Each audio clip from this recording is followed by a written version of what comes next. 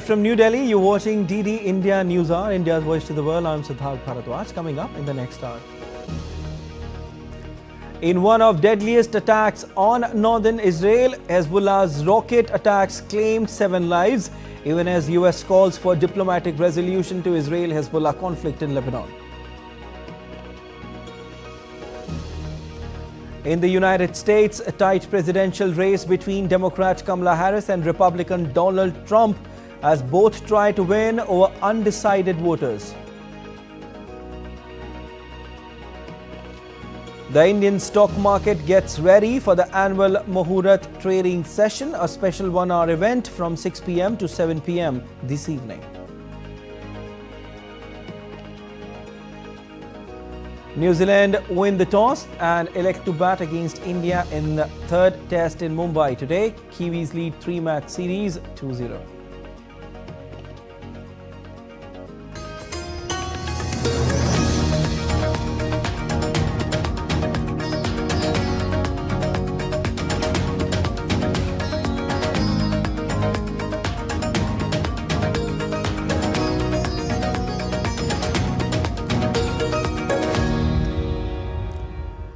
Donald Trump and Kamala Harris, along with their running mates J.D. Vance and Tim Walz, are on the final leg of their campaigns with just days left until the U.S. presidential election.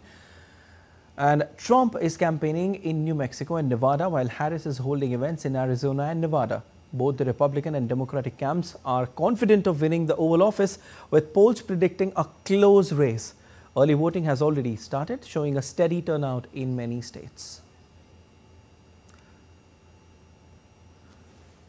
Vice President Kamala Harris warned supporters at a Phoenix rally that Republican Donald Trump and his allies would scale back Obamacare and other healthcare programs if he wins the White House, and said his comments at a rally were offensive to women.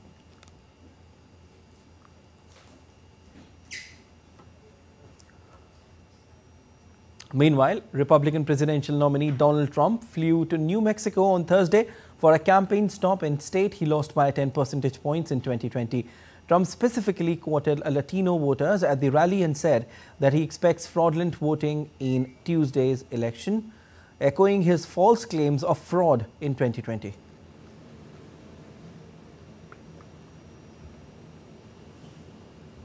All right, you stay with us. We'll be right back after a short break.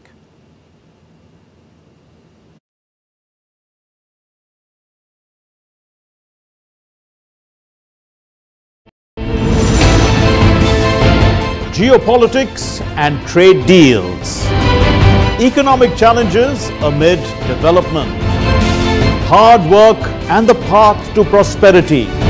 It's the economy always. Between walkers, money is what money does and says. Supply creates its own demand. Between the bulls pulls and bears tears. When supply chains globalization and India rises to the podium. We'll get you centered with the Economic Brief at 8 p.m. every Thursday on DD India.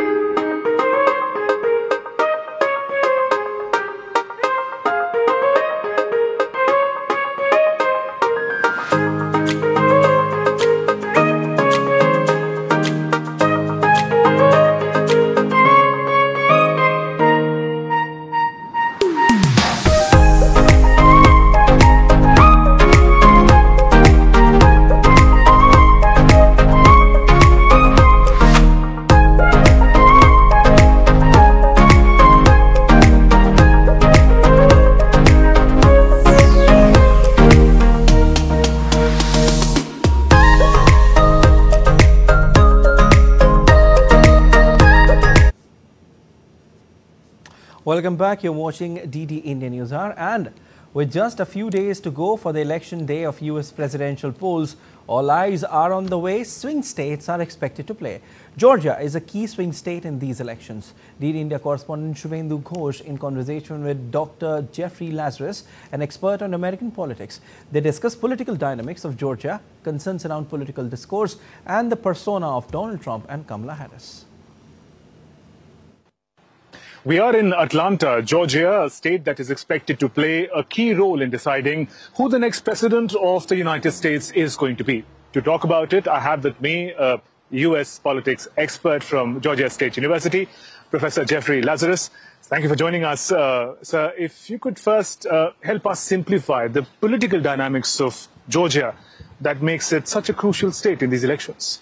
So, as you probably know, the United States has an electoral college system of electing the president, and the states where there are about equal number of Democrats and Republicans play the most important role. And that's because the candidates actually have a chance of winning those states rather than the lopsided states, which we know in advance are going to go for one candidate or the other. So Georgia is one of those states where there happens to be roughly equal number of Democrats and Republicans.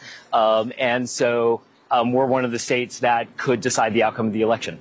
Right. And wherever we've gone to register the early voting, we've seen a trend that the numbers have been high as compared to the recent past. Is this record number of early voting politically significant? What do we infer from it? Well, the main thing we can infer is that there is a record level of interest in this race. The stakes are very high because of who the candidates are, and as a result, more people are interested in voting than ever before. It's really difficult to infer whether this is favorable for one candidate or the other because we just don't know who's voting. Dr. Lazarus, thank you very much for speaking with DD India. Professor Jeffrey Lazarus talking about the political dynamics and the trends just ahead of the big election day on November 5th, which will decide the next president of the United States. With camera person Jaishankar, Shubhendu Ghosh for DD India in Atlanta. Former US President Donald Trump has strongly condemned the violence against Hindus and other minorities in Bangladesh. The Republican presidential candidate has vowed to strengthen his ties with India and Prime Minister Narendra Modi, whom he called a good friend if he was elected again. In a Diwali message, Trump extended his greetings on the occasion and accused his Democratic rival and Vice President Kamala Harris and President Joe Biden of ignoring Hindus in the US and across the world. In July-August, several members of the Hindu community in Bangladesh were attacked by mobs after a students' agitation over a controversial quota system turned into a massive anti-government protest, which resulted in the ouster of Prime Minister Sheikh Hasina.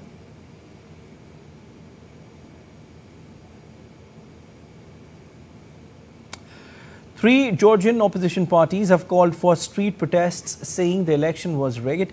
As an exit pollster said, the official result was statistically impossible. The Georgian Central Election Commission announced that the ruling party Georgian Dream won the election with 54% of the vote. The opposition and the president of Georgia, Salome Zurabishvili, called the results fake, and the prosecutor's office launched an investigation. While the Election Commission has insisted the vote was free and fair, monitoring missions has pointed to severe allegations of voting violations, which Western countries said must be fully investigated.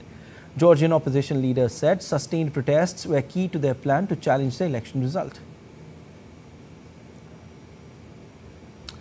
Moldova's president has hailed a historic step after a top court recognized the results of October 20 referendum, paving the way for the country to join the EU. The 6 judges of the Eastern European nation's Constitutional Court ruled with a majority of votes that the criteria for validating the referendum have been met. Moldova's 20th of October referendum on EU membership, held alongside presidential elections, passed by a majority of 50.35%. The referendum and an election held on the same day were marred by allegations of election meddling. Thursday's court decision paves the way for Moldova to change its constitution to affirm its push to join the 27-nation bloc as a goal. The ruling comes just days before a second round of presidential elections in which Moldova's pro-European president Maia Sandu faces pro-Russian candidate Alexander Stoyanoglu.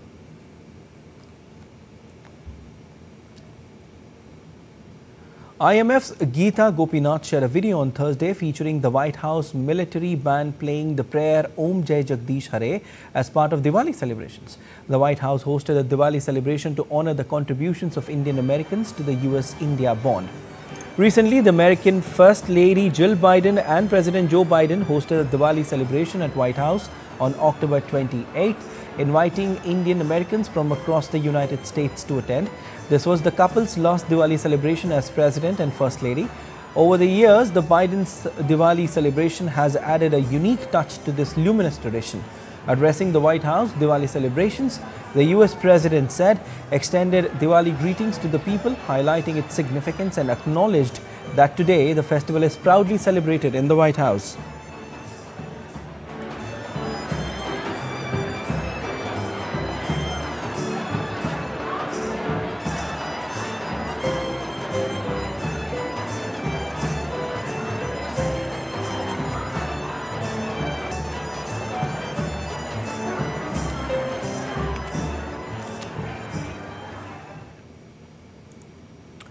The United Arab Emirates has transformed into a vibrant celebration of lights and culture as the Hindu festival of Diwali sweeps across the nation.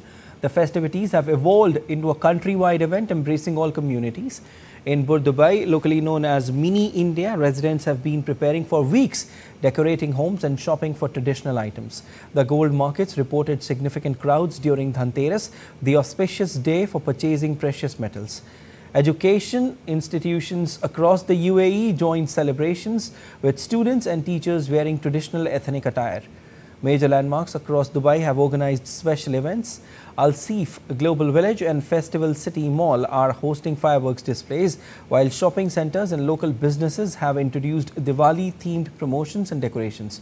The festival, while maintaining its traditional religious significance, has emerged as a symbol of UAE's multicultural fabric, bringing together people from various backgrounds in a shared celebration of light and unity.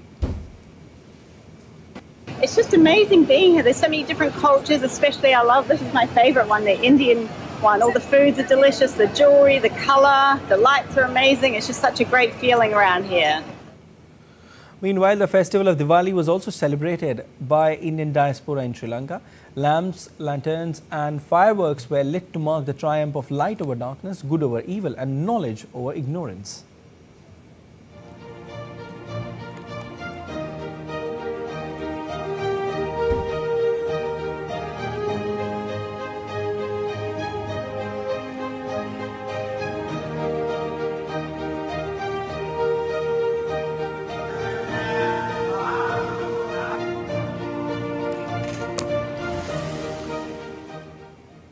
And still to come on DD Indian News Hour.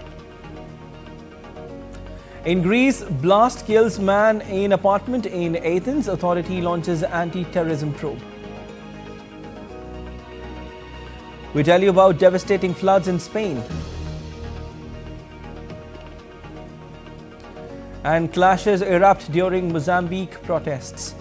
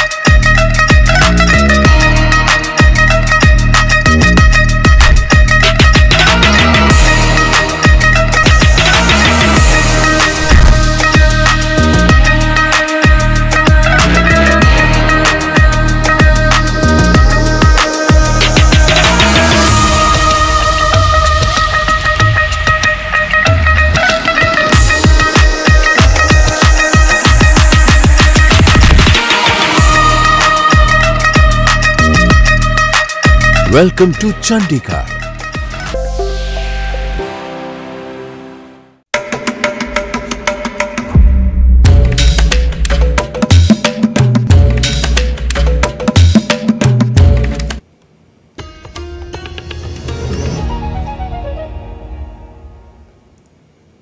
You're watching DD Indian News Hour. I'm Siddharth Bharadwaj. US pushed for a diplomatic resolution to end the conflict between Israel and Hezbollah as a rocket attack by Hezbollah on Israel claimed at least 7 lives. The victims were agricultural laborers. Hezbollah said it had launched several rocket and artillery attacks against Israeli forces. Israeli air defenses intercepted rockets fired from Lebanon as the IDF continued its campaign against Hezbollah. Meanwhile, U.S. Secretary of State Antony Blinken said that there has been progress on an understanding of requirements for effective implementation of UNSC Resolution 1701, which calls for withdrawal of Hezbollah from Israel-Lebanon border.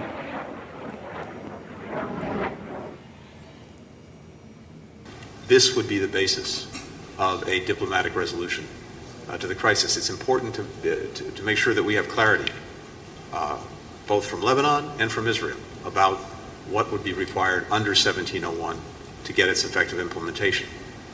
The withdrawal of Hezbollah forces from the border, the deployment of the Lebanese armed forces, the authorities under which they'd be acting, an appropriate enforcement mechanism. Days after Israel launched airstrikes on Iran, Israeli Prime Minister Benjamin Netanyahu warned that Israel has the capability to reach anywhere in Iran should the need arise.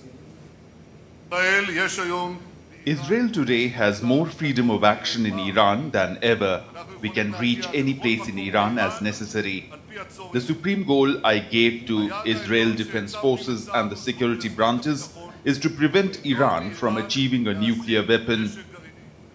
U.S. Defense Secretary Lloyd Austin discussed opportunities for regional de-escalation with his Israeli counterpart Yoav Gallant during a phone call.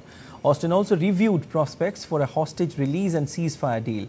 In a statement, Gallant's office said that Israeli Defense Minister briefed Austin on the success of Israel's strikes on Iran and also discussed strategic opportunities that may have arisen.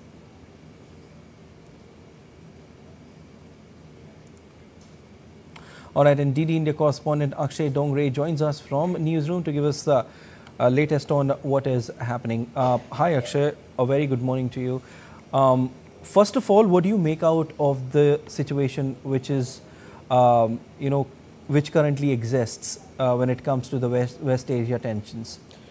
Well, Siddharth, the situation does not look good. In fact, what we are seeing right now, especially the conflict brewing between Hezbollah and the Israeli Defense Forces, the situation is extremely critical with both the parties on the edge of full-blown war. Now, what we have seen, the retaliation coming in from the Lebanese forces, from Hezbollah especially, and with the rocket attacks killing about 7 people in northern parts of Israel, the situation may escalate at any point of time. We have seen Israel upping up the ante as far as carrying out attacks or conducting operations against adversaries, be it the Hamas forces in Gaza Strip, Hezbollah in southern parts of Lebanon, or even destroying the missile defense systems in the Iranian territory that is thousands of miles away from the Israeli borders. The situation is grim. It can escalate at any point of time, and that's something that India has been reiterating for a while now, which Prime Minister Narendra Modi has also said that the solution of this conflict can only be found on dialogue table,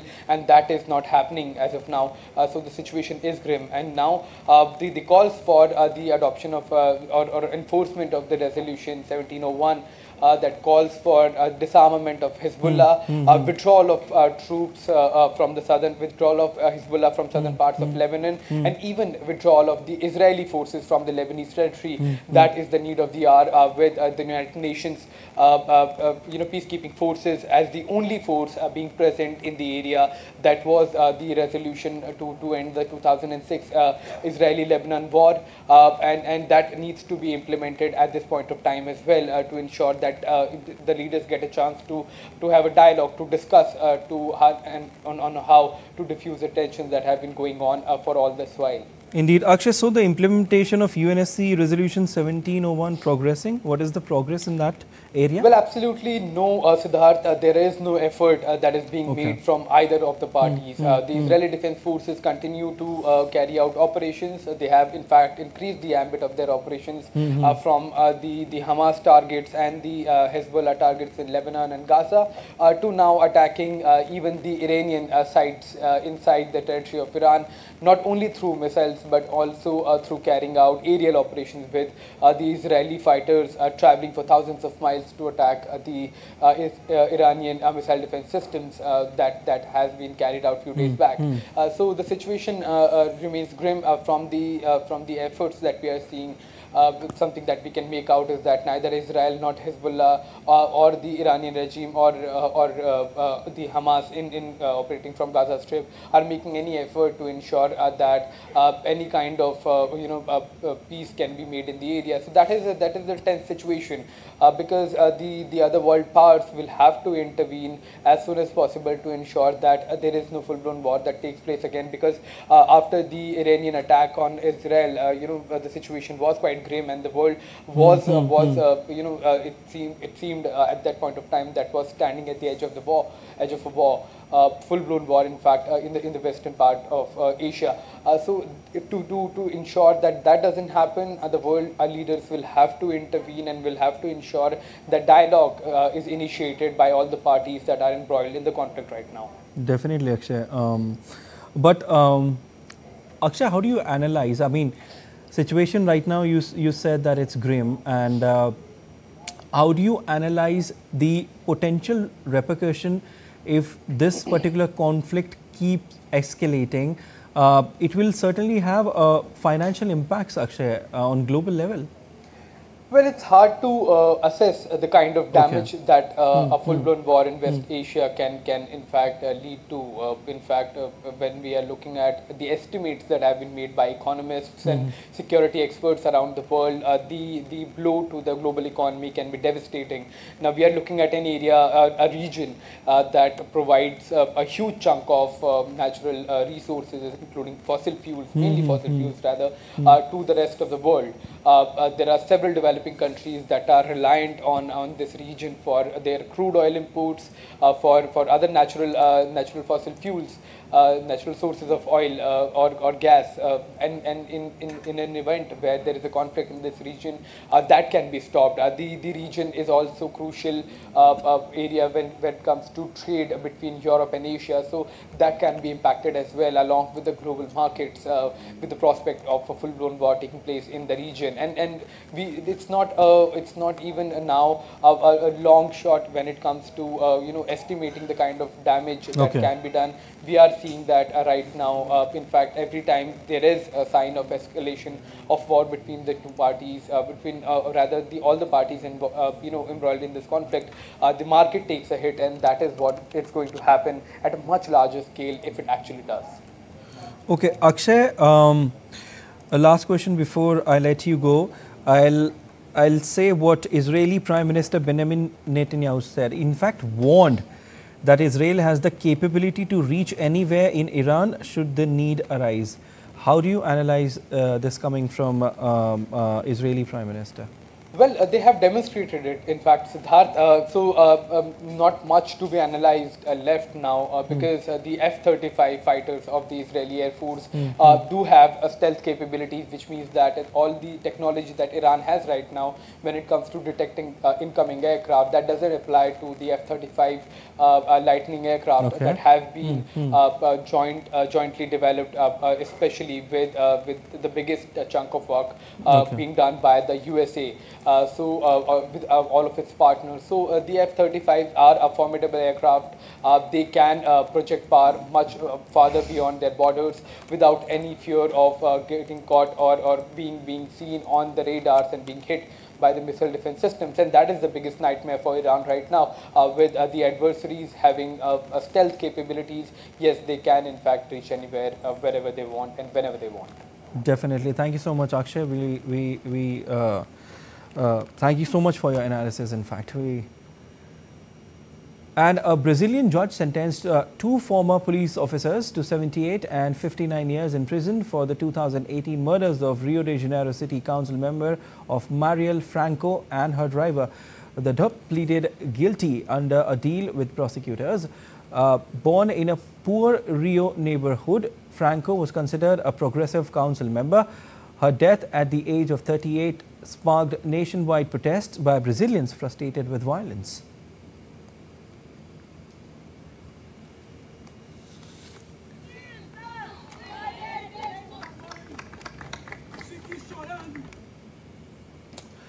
In the Greek capital Athens, a man was killed and a woman was seriously hurt in an explosion in an apartment on Thursday. An anti-terrorism investigation was underway based on indications that the blast was caused by an explosive device. The explosion gutted the apartment and caused serious damage to the entire residential building. And firefighters evacuated the injured woman for transfer to a hospital and recovered the body of the man, who has not yet been identified.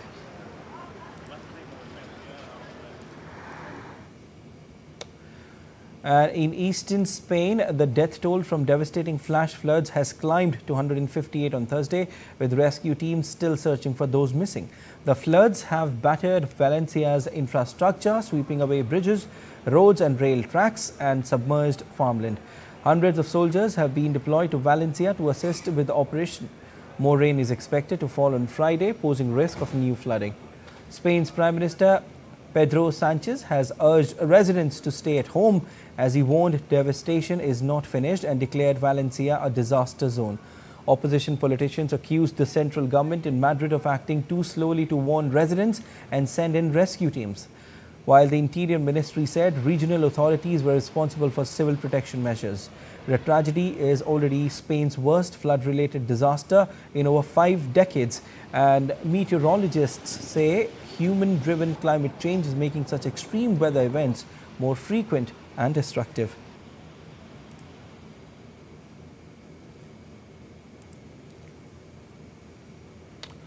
Hundreds of Ecuadorians marched on the streets of Quito on Thursday for an anti-government protest, blaming President Daniel Noboa for an energy crisis. Ecuador's worst drought in over 60 years has plunged the hydropower-dependent country into an energy that has seen power outages of up to 14 hours daily. The crisis has diminished reservoirs, leaving hydroelectric dams offline, pushing the government to impose power cuts to limit the strain on electricity supplies. This week, the National Assembly approved a bill proposed by President Daniel Noboa that seeks to expand direct private investments in projects generating up to 100 megawatts, up from the current allowance of 10.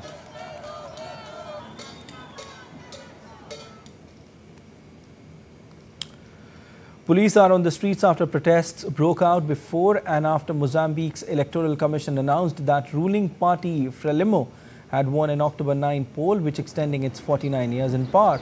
At least 10 people were shot dead and another 63 injured by gunfire during post-election protests in Mozambique last week. Despite Mozambique blocking social media access for a second time in a week, protesters took to the streets across the southern African country, which has promised to crack down on disorder.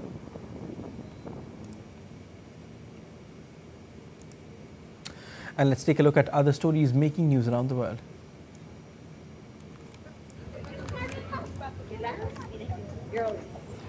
In Bolivia, streets of La Paz were filled with families accompanying their children in fancy dress, with modern costumes mixing with others reflecting indigenous culture in Bolivia. Halloween is new to Bolivia, with many locals picking up the tradition from Hollywood TV shows and movies.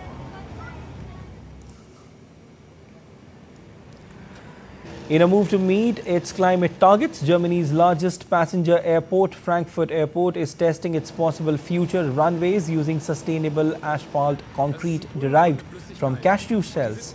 The company creates its organic bitumen by mixing naturally occurring hydrocarbon resin with an organic extract from cashew cells. Frankfurt Airport aims to achieve its goal of zero carbon emissions by 2045 at the latest.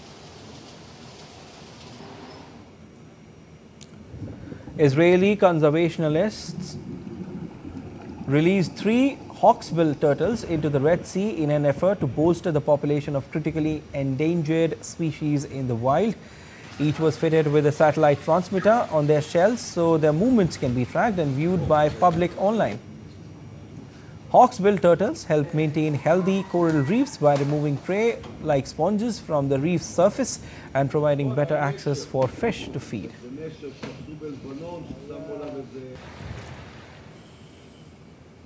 Less than 3 weeks after the US presidential election, Guernsey's auction house will try to make history all over again. The auction scheduled for November 22nd in New York City includes national artifacts and presidential items from across American history, from the very first president, George Washington, to Abraham Lincoln and John F. Kennedy.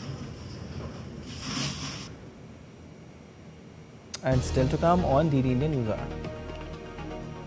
Striking Boeing workers to vote on 38% pay rise deal.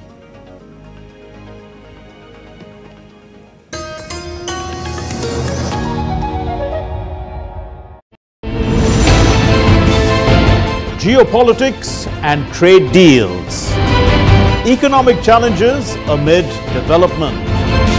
Hard work and the path to prosperity. It's the economy always. Between walkers, money is what money does and says. Supply creates its own demand. Between the bulls pulls and bears tears.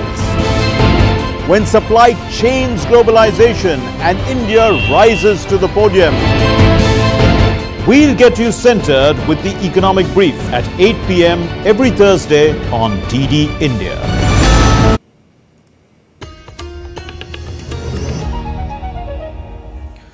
You're watching DD India News On. I'm Siddharth Bharadwaj, and a quick recap of the headlines.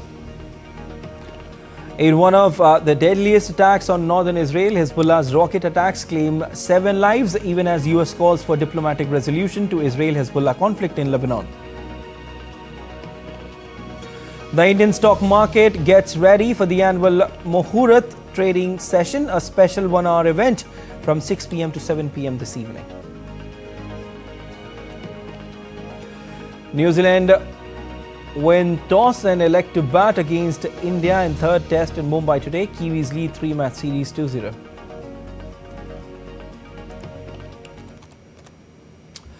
The UAE's amnesty scheme for visa violators has been extended until the end of this year. The Federal Authority for Identity, Citizenship, Customs and Port Security, known as ICP, has announced a 2-month extension now until December 31st, 2024.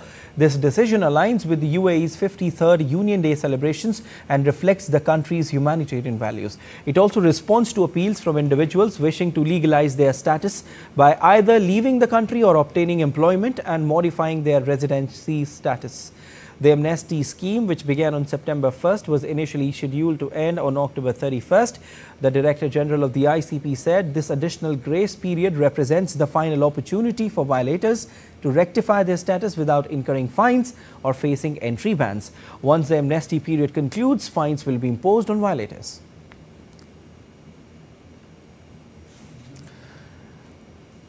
And DD India correspondent Vinod Kumar joins us from Dubai to give us more inputs on this. Hi Vinod. UAE's amnesty scheme for visa violators has been extended until the end of this year. Can we call it a final warning for visa violators? How should we take it? Yeah, definitely. This can be called as a final and an extended grace period.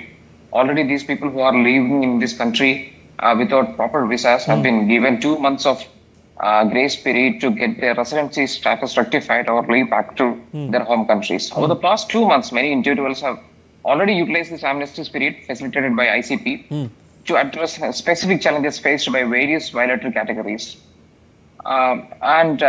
This grace extended period comes, as you rightly said, due to the huge demand. Yesterday, in the various centers, happiness centers across UAE, you could see long queues of people lining up to get their residency status rectified. So we can expect that this will be the last chance for those violators. And UAE government has also given guidelines to companies that they will be fined 1 million dirhams. That comes close to 23 lakh rupees if they are found hiring people with illegal visa status. And in India, as far as India is concerned, we have a total expatriate population of close to 4 million people here. But as a proportion, as a percentage of the people who are fined violating it is very small. And as early as October 31st, that's yesterday, we found only 2,227 emergency certificates requests issued by the Indian consulate in Dubai. So we can very well say that as a percentage, Indians doesn't figure much in this violator category. But yes, on the whole, we can see that this is the last chance that the UAE government is extending. Okay, Vinod, can you explain the process for visa violators to legalize their status under the scheme? See, these visa violators comes in two categories. One category is the people who already have residency visa and they overstayed, and the other is people who come here on tourist visa and they have not regularized with the residency visa. People who come here in tourist category visas, they have to go to particular centers because their fingerprints were not obtained while getting the visa. So they have to go to these centers, and all the fines. Fines means if you overstay for 1 day, it will be like 50 dirhams per day you have to pay. So these kind of fines will be completely waived off. People who lost a job or people who extended their residency visas have to go to a different centers, and they can either leave to the country or regularize the visa until they find a job here. And people who does not have passports, they can come to the consulates of their respective countries. For example, Indian mission in Dubai or Indian embassy in Abu Dhabi, they can go there and they can apply for a emergency certificate, that on a gratis basis. After obtaining this certificate, they will be either be gated and facilitated for an outpost, and they can come back to their home countries, or they can get a new job after coming back, and they can regularize their status. This is a general process. Okay. Now, we know that after amnesty period concludes, fines will be imposed on violators. You've also said it, you've just mentioned it. Any information on how much it would be and what other actions would likely be taken against them? See, after this amnesty period is over, there will be detailed checks on companies who will be employing people who are illegal stayers. Okay. The latest report says that the UAE government is planning to impose a fine of 1 million dirhams for people, for companies who are employing illegal residents. This is the latest information that we get. And for people who are directly caught by the police who are illegally staying, they will be soon deported, or they will have to undergo the UAE legal procedure. So as far as law is concerned, it's pretty much strict over here. All right. And it's the final opportunity for violators, to rectify their status without incurring fines or facing entry bans. Once they face entry bans, Vinod, will it be permanent for life? There are various kinds of entry bans here. One is the entry ban when if you are caught in doing illegal activities. Those kind of entry bans are permanent for life. And there are certain entry bans which prevents you from coming back to UAE or coming back to GCC countries for a specific period of time. Usually this specific period of time is 1 year. So this comes in various categories and depend upon the kind of violation you have been caught upon. All right, we leave it there. Thank you so much, Vinod, for your inputs. And Kenya's High Court has lifted orders barring the swearing in of newly appointed Deputy President Kithure Kindiki, whose predecessor has launched legal challenges over his removal from office by impeachment. The High Court clears the way for Interior Minister Kithure Kindiki to assume office as Kenya's new second-in-command. The legal team of his predecessor, Rigathi Gachagua, objected to the decision, claiming that they were not given a fair hearing and that the court had sidestepped questions about Kindiki's qualifications. Earlier this month, the Senate voted to uphold 5 out of 11 charges against Gachagua, including gross violation of the Constitution. President William Ruto subsequently chose Interior Minister Kithure Kindiki as his new deputy, but a court blocked his appointment. Turkish opposition supporters protested against the arrest and removal in fact from office of a mayor from Turkey's main opposition party for alleged links to a banned Kurdish militant group. Ahmet Ozer, mayor of Istanbul's Esenyurt district and a member of Republican People's Party or CHP, was detained on Wednesday by anti-terrorist police over his alleged connection to the Kurdistan Workers' Party. Turkey's government on Thursday replaced Ozer with Istanbul's deputy governor, Özgür Özel, and other politicians described as a coup.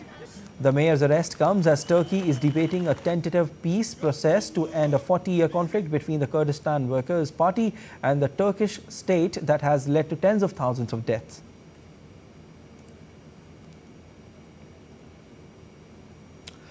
The world's first wooden satellite built by Japanese researchers is set to be launched to space on November 5th in early test for using timber in lunar and Mars exploration. LignoSat is developed by Kyoto University and home builder Sumitomo Forestry. It will head to the International Space Station on SpaceX mission and will be released to orbit about 400 kilometers above the Earth in coming weeks. Named after the Latin word for wood, the palm-sized LignoSat is tasked to demonstrate the cosmic potential of the renewable material as humans explore living in space. LignoSat was made of Honoki timber using a traditional Japanese craft technique without a screw or glue. North Korea successfully test-fired a new intercontinental ballistic missile dubbed Hwasong-19. North Korea's state-run media showed a video of the missile test carried out on Thursday with North Korean leader Kim Jong-un watching the launch at the site. North Korea said the launch had the longest flight time compared to previous launches. The Hwasong-19 demonstrated the range to strike nearly anywhere in the United States.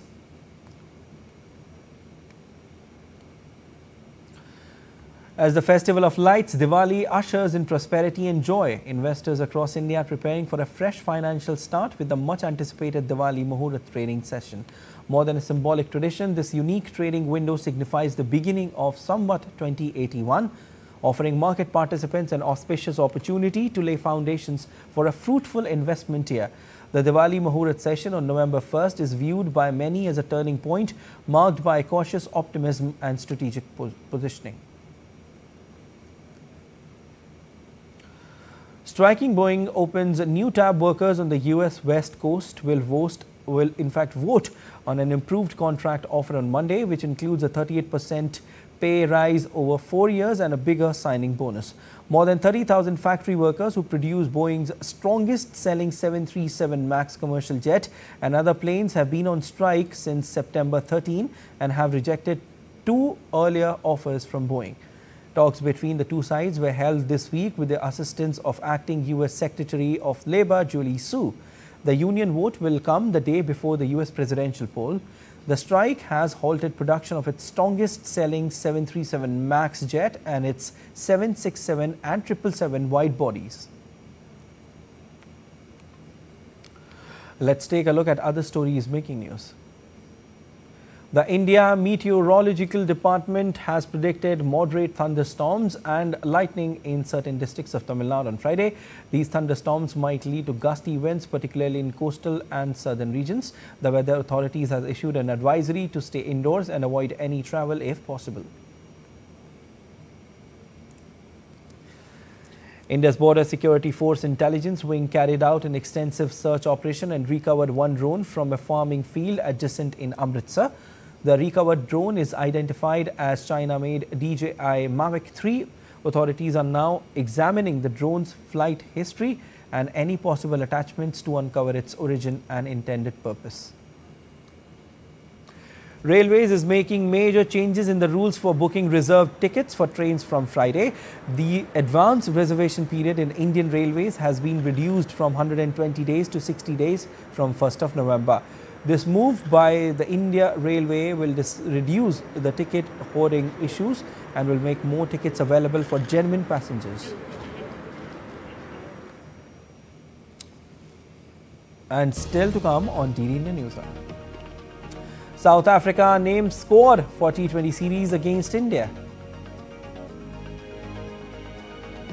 We will tell you more on the 2024 Hilo Open Badminton Tournament in Germany.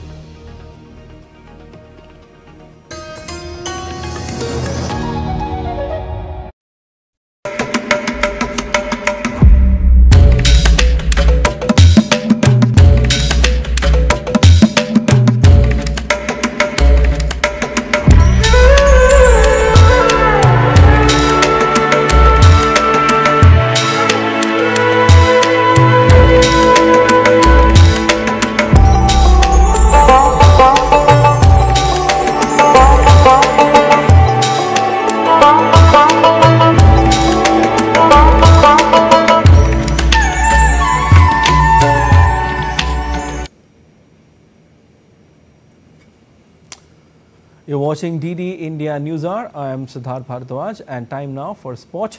And let's begin with High-Low Open, where Indian teenage shuttler Rakshita Sri Santosh Ramraj pulled off a stunning victory against world number 25 Kirsty Gilmore to march into quarterfinals of High-Low Open. Rakshita eliminated the tournament's second seed in the straight sets 21-14, 21-12 in the women's singles pre-quarterfinal match. She will take on 8th seed Julie Daval Jakobsen of Denmark in the quarterfinals. Other than Rakshita, Malvika Bansod, Ayush Shetty and Satish Kumar also advanced into the last 8 in their respective categories, capping a splendid day for the Indians. Malvika defeated Amalie Andersen of Denmark 21-13, 21-16 in women's singles pre-quarterfinal encounter.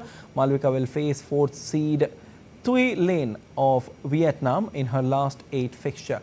In the men's singles, Shetty cruised past Giovanni Totti of Italy 21-13, 21-9, while 7th seed Satish Kumar defeated Harry Huang of England 21-12, 21-15. Satish Kumar will face Christo Popov of France, while Ayush will be up against Carl Koljonen of Finland. The fast bowling duo of Gerald and Marco Jansen were both included in South Africa's squad for the 4-match T20 series against India. The series is scheduled to take place from November 8 to 15. The pair return after injury layoffs, while Henrik Larsson, Keshav Maharaj and David Miller were also included in 16-man squad. Top bowler Kagiso Rabada has been rested for the series along with Lungi and Giri as South Africa look ahead to the 2-test series against Sri Lanka, which begins later in November. The T20 matches against India start on November 8 with matches in Port Elizabeth on November 10th, Pretoria on November 13th and Johannesburg on November 15th.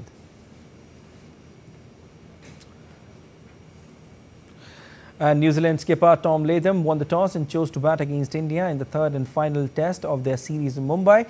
New Zealand were 58 for the loss of 1 wicket.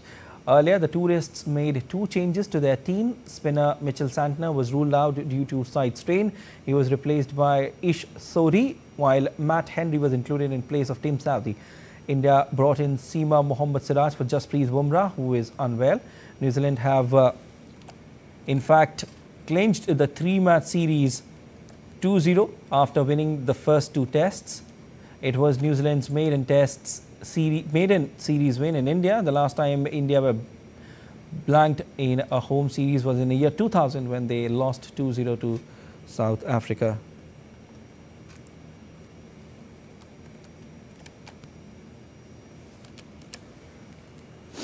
And DD India correspondent Narayan Singh joins us live from New Delhi. Hi Narayan, a very good morning to you. How do you analyze the match as of now?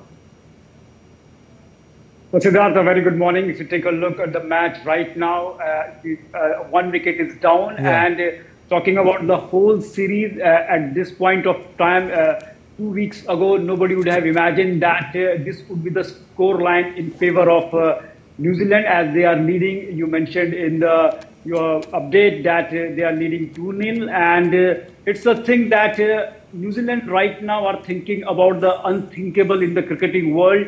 And India has never been clean swept in a 3-match series. Earlier it was a 2-match series in 2000 when they were clean swept. I really hope that against the South Africa, but this time around we are hoping that their Wankhede, the pitch where Virat Kohli is also has a stupendous record. So he's right now out of the form, and we can hope that those good memories of him at this particular venue will help him to regain his form. And if Virat Kohli is in form, definitely it's a good thing for the Team India. And definitely, Narayan, you've just said that they haven't been clean swept and we don't even want that. And as I talk to you now, it's 2 down, Narayan, 59 for 2. It means that the Indian bowling is certainly doing wonders now. You also mentioned when we had a conversation earlier, Narayan, that red soil at Wankhede will certainly give an edge to the Indian bowlers because they are acclimatized to the conditions this time around, and also the intent of winning this encounter because it's a dead rubber, but it's very crucial from the perspective of WTC. Definitely, it's a very important match because the pride of the Indian team, the prestige of the Indian team, also the points, the crucial points of the World Test Championship are at stake in this crucial match. As we earlier we were discussing yesterday that if you talk about this pitch earlier in the first couple of hours, it will be helpful for the pacer because there is a bit of moisture, a bit of a grass on the pitch, as it will help in the first few couple hours. As the day will progress, definitely the pitch will crumble. It's all in all, it's a red soil and there is no mix of black soil. And things will help as the game will progress for both the spinners because there will be turn in the pitch. And as you know that Mitchell Santner, who was the record-in-chief for the Kiwis team in this series and who was the, we can say, the architect of this win of New Zealand, because of which they are here leading 2-0 in the series. He is not there. So definitely it's a setback for the Kiwis, and we are hoping that India will just capitalize that thing and they will get their roster mojo back and they will dominate, and hoping as the match will progress, Indian batsmen too will make a merry. Right now they are bowling, and we are hoping that as soon as they will try to just dismantle this Kiwi team, because this series is very important. This match is very important, although they lost the series, but everything is at stake for the Indian team in this particular match. Definitely, Narayan, a mixture of red and black soil you've just mentioned, which will certainly assist the Indian players. Narayan, for our viewers, can you just once again tell India's chances of reaching WTC final? What they have to do to play that iconic match, WTC final? They haven't won it. They so want to win it. But how? How will it happen? Siddharth, before this series, before the two-match series, India was almost there in the WTC final, and we were hoping that India will win this series with a margin of 3-0, and India will be automatically there after winning the three-match series. But these two wins for the New Zealand, they had again brought the New Zealand back in the contention for the WTC because after that they will go and play three-match series against England at home, and so they too have a chance. But for India, the most important thing is that you win this match. It's very important for them, and after that, 3 matches in the Border Gavaskar Trophy. They have to win 3 matches down under, because without that, it will be impossible for India to be there in the top 2 of the WTC points table. And because this India, these 2 matches they lost because of the South Africa to have the prominent chances. They won 2-match series against Bangladesh, and now they are just gunning for that spot. And after that, they will play 2 series, one against West Indies, one against Pakistan at home. So now it has, we can say that multiple teams have the chance to be there in the finals of the WTC. Narayan, stay with us. I'll come back to you. Just stay. I'll come back to you. And as the deadline for the retention of players ended on Thursday, all Indian Premier League franchises have revealed names of their respective retained players ahead of the mega auction. Chennai Super Kings have retained MS Dhoni as uncapped players, while Rohit Sharma and Hardik Pandya both were kept by Mumbai Indians. Delhi Capitals have made the bold call to cut Rishabh Pant from their lineup and decided to keep Akshar Patel as their main pick, while Royal Challengers Bengaluru have retained Virat Kohli. And our correspondent Narayan Singh is still with us. Hi Narayan, I've just told our viewers regarding the IPL retention 2025. Some amazing things that that we got to see. Rishabh Pant have been left out, by Delhi Capitals, and they have rather kept Akshar Patel. CSK retained MS Dhoni, while Rohit Sharma and Hardik Pandya both were kept by Mumbai Indians. How do you see this? I mean, Delhi Capitals, saying thank you to Rishabh Pant. Was it expected? Was it on the cards? Or how will Delhi Capitals survive now? Because Rishabh Pant is an explosive batsman. And with him being in the squad, the opposition is having fears in their minds and hearts. The heartbeats just go, above cloud 9 when any bowler comes in front of Rishabh Pant. So, how do you see this?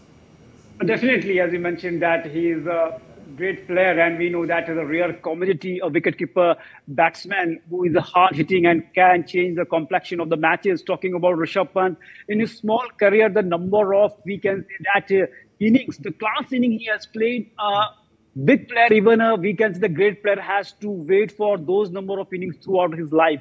So it is an important player, and now he has been released. And we know that Rishabh Pant, because the many more franchisees want to take him, and we know that for Chennai Super Kings, MS Dhoni is playing this season, but he is towards the fag end of his IPL career.